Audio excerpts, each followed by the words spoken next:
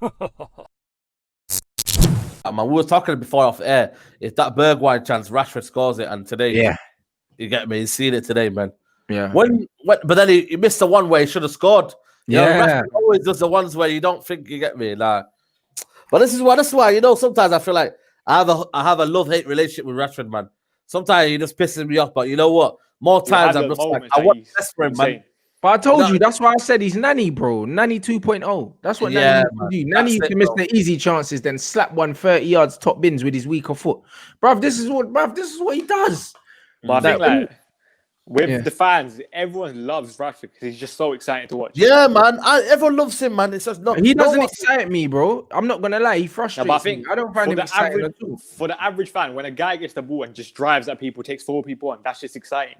Yeah, for me, that's it may not be like efficient or like get anywhere, but it's just like aesthetically, it's just like. You know why it excites me? Because I feel like you know why it excites me? Because I feel like if he does the simple things right, he's up there, like in terms of like in Europe, you know what I mean? I feel like he's up there. But when he starts to sometimes for me double think things, or you know what I mean, second think a lot of stuff he does, then that's why you see the different Rashford. And that's what frustrates me. If he plays his A game and not his B game, I'm telling you right now, Rashford can be what he wants to be. I've always said it. But when he starts thinking he's Ronaldo, you know what I mean? Like when I say, you know what I mean, sometimes I feel like he just thinks he's Ronaldo. Play your Rashford. You are Marcus Rashford. Play like the way you are. And I feel like if he does that, he's what he can be, man. I'm telling you. And that's why I've got a love-hate relationship. Because I think, what's he doing that for? Or some games I'm like, where is he? You know what I mean? I'm thinking, come on, man. You've got everything on your feet. You got quick, you got pace, you got skill, you got the agility. You know what I mean? You're starting to get better with your composure. You've got all the attributes of a top winger. But sometimes it's like, you know what I mean? Like, but he's got attributes of a top winger, but the IQ is not right. He wants to be a striker. Do you understand what I'm saying? He's not a striker, though. But in his head, he is, though. Man. This is what I'm trying to say. Listen, if Rashford said, you know what, I'm a winger, and he actually played like a winger, and he worked on what wingers need to work on, he would be a better player. Do you know what I'm saying? He doesn't have the killer. Feel like he plays like a modern day winger, though, in terms of coming inside and stuff. No, modern day wingers, no. Like the thing is, modern day wingers don't exist now. Like, he's a left forward, man. He's a wide forward, but a winger is Wilfred Zaha. Wilfred Zaha is a winger. He's someone that takes players down the outside. He does come inside and shoot as well, but he's a pass-first player, innit? That's what wingers are. Wingers look to create. Rashford doesn't look to create. Rashford's always first thought is to score. Do you know what I'm saying? Because he's a striker in his head. And because he thinks like a striker, his decision-making isn't great because most of the time, the shot that he wants to take isn't on. So he misses the pass because he's not looking for the pass. He's looking for the shot. Do you see what I'm saying? With Rashford, it's kind of like he looks best when he's not thinking. When he has time to think, then I'm like, okay, you don't know what you're going to get with Rashford. Because he's not a creative player. Because he's not a pass-first player. Which is what, when Ollie first came in, I thought he would work on it. I remember Ollie at the start of his reign when we played Newcastle. I think it was this one-on-one chance, and he actually scored it. Normally, we don't really see that with Rashford kind of thing. But that's what I mean. I don't think he's improved. I don't think he's improved. I think he's improved in terms of his confidence. I think he's matured. I think he's matured. I don't think he's improved. There's a difference. Players mature with time and age, innit? He's matured, but I don't think he's improved. I think his ability-wise, he's exactly the same player, bro. I just think he's matured. But his game still is refining. His game is refining, and I think a good manager does that. And also, it's consistency in terms of. See, look, this brother, we're talking about consistency, and this guy's posted Rashford has a GA 17 in 20 games. That would tell you that he's consistent. But when you watch his performances, you can see he's not. Do you see why these number things don't mean anything? Mm-hmm. They don't mean nothing. And this is it, bro. Like, you know what I mean? And you look at someone like Wilfred Zaha, who is a lot more consistent, but his GA is not 17. Yeah, his numbers are not great. That's why I've always said I don't think you'll see. But I said for me, by 26, 27, I think he'll max out.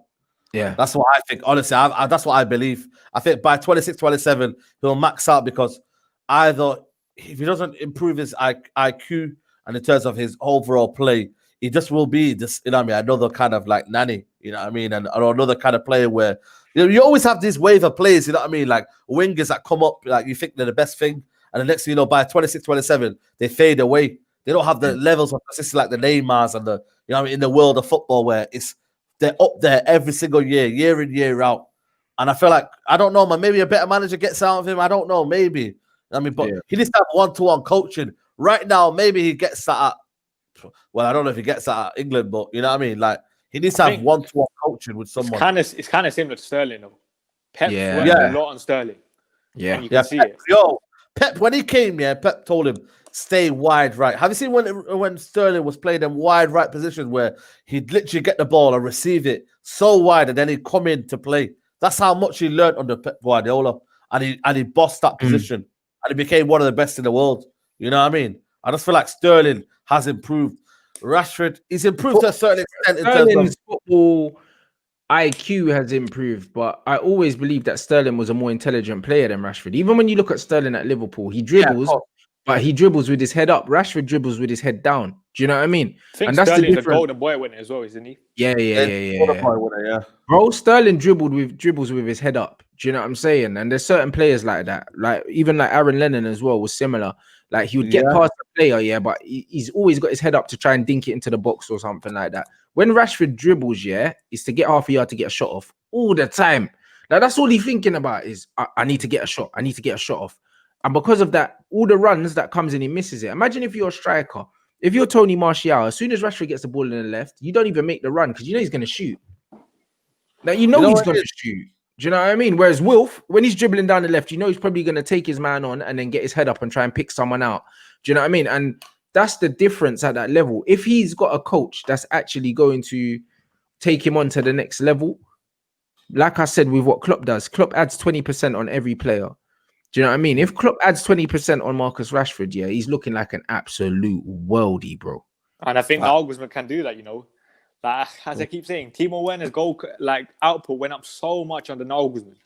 I'm telling you, and Timo Werner, I think Werner's crap without Nagelsmann. When I watch him, he just looks like a dog, like a dog chasing the ball in the park. But you probably say Timo Werner and Rashford are probably like similar type of players in terms of. I said it before Werner even came. I said he just looks like a German Rashford. A man were running me, bro. That man as well. That Shabazlak. Why do you think he's gone to Dortmund? You know what I mean? So RP Leipzig, Shabazlak. You know what I mean? Like it's so clear, man. Maybe that they're looking for that kind of player who will take them to the next level. And when they reach the next level, then they go to like some Real Madrid and all these teams because they know, right, we need to go to the next level. Nagelsmann can improve players. He's a big contract, man. I don't think that project for me, what he's getting Leipzig, I don't think he'll want to leave that right now. He's only 32, man, 33. He's still got about 20 years, man. Yeah, but I still think like if a big club like United come in for him, I think. Well, as I say, I'm not saying like United are a big club in terms of like European like footballing wise, like footballing standards, but we're still a big club. I still think like Nagelsmann would love that challenge, and then eventually go to Real, which is definitely a dream job. As long as Ollie's not there, listen, I'll take if it's a pick of Poch and Nagelsmann. Listen, I don't mind, mate. You know what I mean? But I still want that magic. You get me? Yeah, man. I still want that magic. You know what I mean? I saw someone saying, Rashford plays better from the right. I have to agree as well. Because it takes the shooting option off the table, so he's actually got to think. Do you know what I'm saying? See, I'm not with that. I think Rashford, when he plays on the right, is like he's more direct in a way in terms of that he takes people down the outside. But I still think we're not seeing the best of Rashford on the right. No, I think we are. I think we're seeing the best of him for the team. Because even the goal he scored today, both of them came from down the middle. And then when he's on the right, he can still drift inside. Like Mason drifts inside from the right anyway, but he plays with his head up when he's on the right. Do you know what I'm saying? And also, like when you play on the right-hand side, you're on your stronger foot and you're going away from the traffic when you go down the outside, bro. When he runs into traffic, when you're cutting inside all the time, you're cutting into players, bro. And his decision-making when he cuts inside and he's got players on him is not very good. I think maybe right now Rashford may look better on the right because of Wan-Bissaka. Because Wan-Bissaka, like, offensively doesn't really offer much. But I think, like, say if we do get another right back like Diego Dalot, I think on the left he'll look a lot better. Imagine him, Teller's overlapping, and then Rashford cutting inside.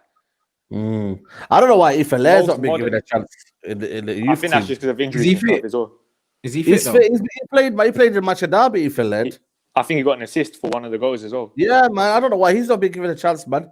He's a good player, man. He's But- up and down as well. Good technical wing up the right back. So I don't know why he's not going to be given a chance. But that's all he don't. He don't want to try nothing new because the fact of the matter is he will get caught out, and that's it, mate. But I think with Ethan Laird, it's kind of like what game can you chuck him into? Bro, if Lamptey gets chucked in there, bro, Ethan Laird can get chucked in there. No, but Lamptey's played consistently for like Brighton and stuff. But you have to get that though, surely. How are you going to get consistency if you don't get the chances? With Ethan Laird, it's kind of like he needs to be brought into like an early round in the FA Cup or something, or an early round in the Carabao Cup, and then we'll see where he goes from there. Because I think right now he's only played a couple minutes in the Europa League, and that's it last season. Yeah, true. You know what I'm saying? But brother, even like look at the conversations we're having, bro. Like we have good players at our football club. That's the that's the long and short of it. You know the ones. The fact that we're arguing where their best positions are, yeah. Bro, at least we got good players. At least we're not talking about replacing them.